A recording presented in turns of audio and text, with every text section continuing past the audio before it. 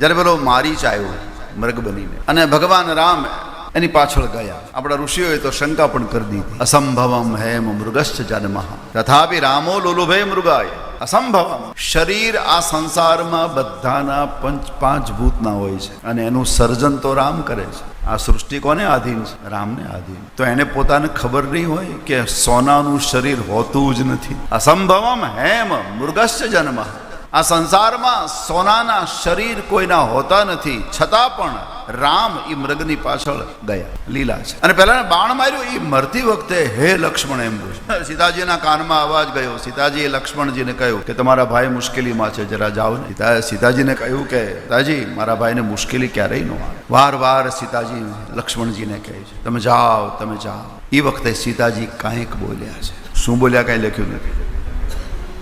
બધાને ખબર શું બોલ્યા, હું જાણું તમે જાણો, પણ રામની લીલા છે. સીતાજીની ગરિમા હણાય એવો કોઈ શબ્દ આપણા શાસ્ત્રોમાં નથી.